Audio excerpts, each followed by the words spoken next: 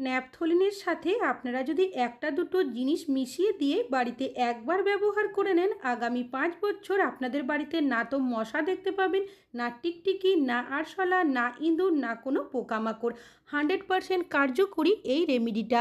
আমাদের অনেকেরই বাড়িতে দেখবেন টিকটিকি, মশা, ইঁদুর, আরশোলা বা ছোটোখাটো পোকামাকড় রয়েছে। তবে এদের উপদ্রব বেশি হয়ে গেলে আমরা কি করি, বাজার থেকে বিভিন্ন ধরনের ওষুধ, কেমিক্যাল বা স্প্রে কিনে নিয়ে আসি ব্যবহার করার জন্য। বাড়িতে যখন মশার উপদ্রব বেশি হয়ে যায়, অনেকেই বাড়িতে বিভিন্ন ধরনের কয়েল বা মশা মরার ধূপের ব্যবহার করি।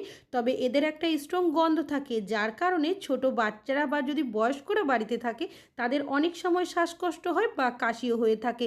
তাছাড়াও বাড়িতে যখন ইঁদুরের উপদ্রব বেশি হয়ে যায়, অনেকেই দেখবেন বাড়িতে ইঁদুর মারার জন্য ওষুধের ব্যবহার করি।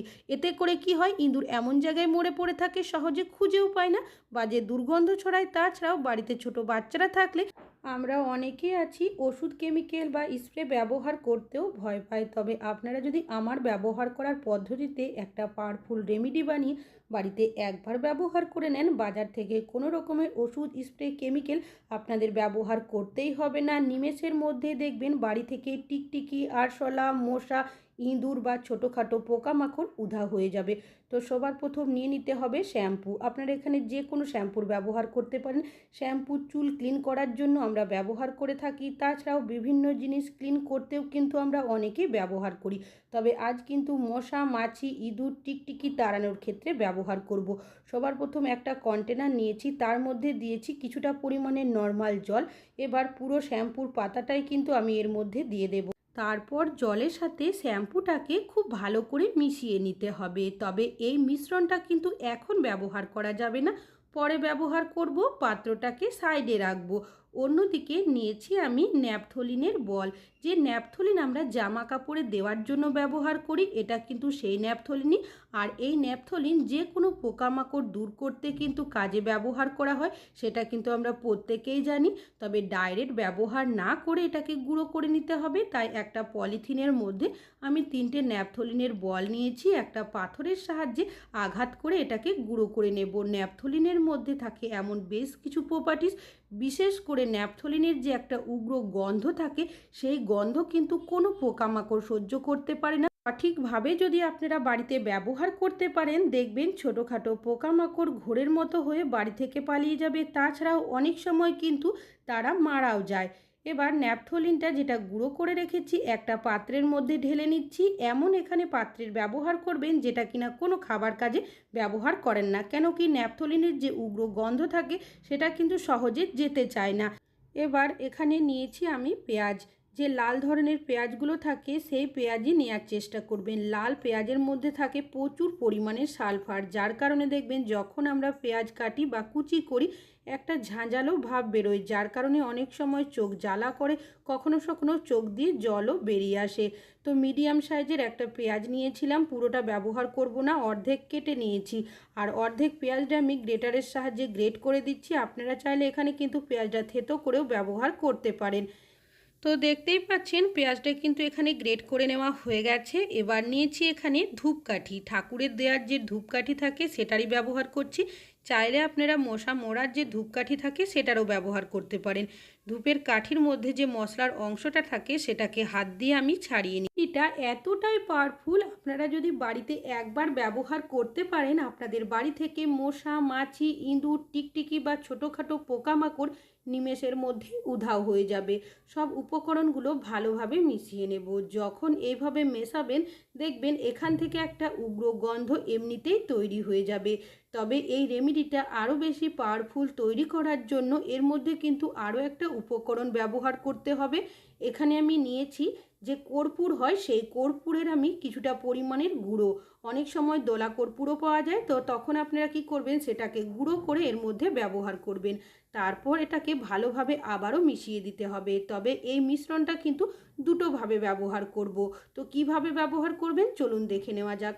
আগে থেকে যে শ্যাম্পুর মিশ্রণটা বানিয়ে রেখেছিলাম সেটা নিয়েছি। এর মধ্যে আমি এখন যে মিশ্রণটা বানালাম কিছুটা পরিমাণের মিশ্রণ দিয়ে দেব আর বাকি মিশ্রণটা সাইডে রাখবো। এবার এটাকে খুব ভালোভাবে আমি মিশিয়ে নেব।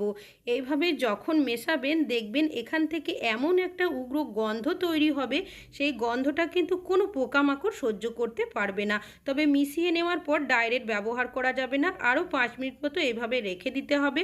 অন্যদিকে যে মিশ্রণটা সাইডে রেখেছিলাম সেটা নিয়েছি, এর মধ্যে দিয়ে দেব কিছুটা পরিমাণের খারাপ হয়ে যাওয়া আটা। এখানে আপনারা বেসন, চালের গুঁড়ো, ময়দা যে কোনো কিছুর ব্যবহার করতে পারেন। এই ধরনের জিনিস দেখবেন ইঁদুর খেতে খুবই পছন্দ করে। খুব ভালো করে সব উপকরণগুলো মিশিয়ে নেব। আর এখানে কিন্তু কোনোভাবেই জলের ব্যবহার করা যাবে না। এর মধ্যে এমন বেশ কিছু উপকরণ ব্যবহার করা হয়েছে, বিশেষ করে দেওয়া হয়েছে ন্যাপথলিনের গুঁড়ো, পেঁয়াজ, ধূপের কাঠি, দেওয়া হয়েছে কর্পূর, যেগুলো দেখবেন পোকামাকড় তাড়াতে খুব ভালো কাজ দেয়। তবে এখানে আটার ব্যবহার করা এই কারণেই হয়েছে এই মিশ্রণটা খেতে যাতে আকৃষ্ট হয়। আর এই মিশ্রণটা ঠিক তৈরি হবে এরকম একটা ঝুরঝুরে মতো। কিভাবে ব্যবহার করবেন, এখানে আমি 3টে কার্টনের টুকরো নিয়েছি, তার মধ্যে কিছুটা করে মিশ্রণ দিয়ে দেব। আর বাকি যে মিশ্রণটা থাকবে সেটা কিন্তু একটা কৌটোর মধ্যে রেখে দেব। পরে আমাদের যখন প্রয়োজন হবে সেটা কিন্তু ব্যবহার করব। তবে এই মিশ্রণটা আপনারা কোথায় কিভাবে ব্যবহার করবেন সেটা তো শেয়ার করবই, তার আগে থেকে যে মিশ্রণটা সাইডে রেখেছিলাম সেটা নিয়েছি। তো এটাকে খুব ভালো করে মিশিয়ে নিতে হবে। যখন মেশাবেন এখান থেকে ফেনার মতো তৈরি হবে আর উগ্র গন্ধ তৈরি হয়ে যাবে। কিভাবে ব্যবহার করবেন, পুরনো একটা ছাঁকনি নিয়েছি আর একটা কন্টেনারের মধ্যে মিশ্রণটাকে ছেঁকে নিয়েছি। তারপর আপনারা নিয়ে নেবেন একটা স্প্রে বোতল না থাকলে জলের বোতলেরও ব্যবহার করতে পারেন। তো সব মিশ্রণটাই কিন্তু স্প্রে বোতলের মধ্যে ঢেলে নিয়েছি। কোথায় কিভাবে আপনারা এই মিশ্রণটা ব্যবহার করবেন, যখনই ব্যবহার করবেন হাত দিয়ে একটু ঝাঁকিয়ে ব্যবহার করবেন। এই সলিউশনের মধ্যে এমন বেশ কিছু উপকরণ ব্যবহার করা হয়েছে যাদের একটা নিজস্ব উগ্র গন্ধ রয়েছে। একসাথে মিশে যাওয়ার কারণে এই গন্ধটা এতটাই পাওয়ারফুল হয়ে গেছে, আমরা কিন্তু সব জায়গাতে সলিউশনটা স্প্রে করতে পারবো না। বিশেষ করে যখন আমরা রাত্রেবেলা বাসনপত্র ধুয়ে পরিষ্কার করে কিচেনের সাইডে রেখে দিই, অনেক সময় ছোটোখাটো পোকামাকড়, আরশোলা, ইঁদুর বাসনপত্রের মধ্যে ঘুরে বেড়াতে দেখা যায়। আর এখানে যদি ডাইরেক্ট সলিউশনটা স্প্রে করে দিই সেই গন্ধটা সহজে যেতে চাইবে না। আপনারা এইভাবে মিশ্রণগুলো রেখে দেবেন। এখানে যেহেতু আটার ব্যবহার করা হয়েছে তার গন্ধের কারণে কিন্তু দেখবেন ছোটোখাটো পোকামাকড়, আরশোলা খেতে শুরু করবে। এর বাকি যে মিশ্রণগুলো ব্যবহার করা হয়েছে তার রিয়াকশানে এমন একটা ওদের রিয়াকশান তৈরি হবে যার কারণে ওরা কিন্তু 1 মিনিটও থাকবে না। বিশেষ করে যেখানে মশলার ডিব্বা বা কৌটো রাখা হয় অনেক সময় ছোটোখাটো পোকামাকড়, ইঁদুর, আরশোলা ঘুরে বেড়াতে দেখা যায়। আর এই জায়গাতেও কিন্তু ডাইরেক্ট আমরা সলিউশনটা স্প্রে করতে পারবো না। সেক্ষেত্রে আপনারা এখানেও কিন্তু এইভাবে মিশ্রণটা রেখে দিতে পারেন। তাছাড়াও আমাদের বাড়িতে আরও এমন বেশ কিছু জায়গা রয়েছে যেগুলোতে আমরা যদি সলিউশনটা স্প্রে করে দিই উগ্র গন্ধটা যেতে চাইবে না, সেখানেও কিন্তু আপনারা মিশ্রণটা রেখে দিতে পারেন। কেন কি এই মিশ্রণের মধ্যে দেওয়া হয়েছে ন্যাপথলিন, কর্পূর, ধূপের কাঠি, দেওয়া হয়েছে গ্রেট করা পেঁয়াজ আর ব্যবহার করা হয়েছে আটা। আটা এই কারণে দেওয়া হয়েছে যাতে খেতে আকৃষ্ট হয়। আর বাকি যে উপকরণগুলো রয়েছে কোনোভাবে যদি পোকামাকড় একবার খেয়ে নেয় ওরা কিন্তু বাড়ি থেকে পালিয়ে যাবে। তবে আপনারা সলিউশনটা কোথায় কিভাবে ব্যবহার করবেন, দেখবেন যেখানে জলের নালি বা ড্রেন থাকে অনেক সময় সেখান থেকে কি হয় ছোটোখাটো পোকামাকড়, আরশোলা বা ইঁদুরও বাড়িতে চলে আসে। এই জায়গাগুলোতে আপনারা সলিউশনটা স্প্রে করে দেবেন। তাছাড়াও জলের নালি বা ড্রেন থাকলে দেখবেন সেখানে কিন্তু অনেক সময় মশারা ডিম দিয়ে দেয়, বাড়িতে মশার উপদ্রব অনেকটাই বেশি হয়ে যায়। এইভাবে যদি সলিউশনটা স্প্রে করে দেওয়া হয় এর উগ্র গন্ধের কারণে দেখবেন কোনোভাবেই কিন্তু কোনো পোকামাকড়, আরশোলা, ইঁদুর, মশা কোনো কিছুই থাকবে না। তাছাড়াও দেখবেন আমাদের যেখানে কিচেন সিঙ্ক বা ওয়াশ বেসিন থাকে সেখান থেকেও রাত্রেবেলা ছোটোখাটো পোকামাকড়, আরশোলা উঠে আসে। এই জায়গাতেও কিন্তু কিছুটা হলেও সলিউশন আপনারা স্প্রে করে রেখে দিতে পারেন। অনেক সময় দেখবেন সন্ধ্যার দিকে বা বিকেলের দিকে যদি আমরা জানালা খোলা রেখে দিই বা দরজা খোলা রেখে দিই বাড়ির বাইরে থেকে ছোটোখাটো পোকামাকড়, মশাও কিন্তু ভেতরে চলে আসে। চেষ্টা করবেন বিকেলের সময় জানালা দরজা বন্ধ রাখার, সেক্ষেত্রে মশার উপদ্রব কিছুটা হলেও কম থাকবে। তাছাড়াও চাইলে আপনারা কিন্তু সলিউশনটা স্প্রে করে রেখে দিতে পারেন। এর উগ্র গন্ধের কারণে দেখবেন কোনোভাবেই মশা বা ছোটোখাটো পোকামাকড় বাড়ির ভেতরে আসবে না। তাছাড়াও টয়লেটের মধ্যেও কিন্তু মশার উপদ্রব প্রচণ্ড থাকে। কিছুটা সলিউশন আপনারা টয়লেটের মধ্যেও কিন্তু স্প্রে করে দেবেন। বিশেষ করে কোমোডের পিছনের সাইডে অনেক সময় টিকটিকি ঘুরে বেড়াতে দেখা যায় বা কখনো কখনো বসেও থাকে। দরজার পিছনের সাইডে অনেক সময় দেখা যায় মশা লুকিয়ে বসে থাকে, কখনো কখনো টিকটিকিও থাকে। তাছাড়াও আলমারির পিছনের সাইডে বা ফ্রিজের পিছনের সাইডেও অনেক সময় টিকটিকি দেখা যায়। কিছুটা সলিউশন আপনারা ফ্রিজের পিছনের সাইডে, আলমারির পিছনের সাইডে এইভাবে যদি স্প্রে করতে পারেন, এর উগ্র গন্ধের কারণে যদি কোনো পোকামাকড় থেকে থাকে সাথে সাথেই পালিয়ে যাবে। আর যদি না থাকে, এর উগ্র গন্ধের কারণে কিন্তু কোনোভাবেই দেখবেন কোনো পোকামাকড় আসবে না।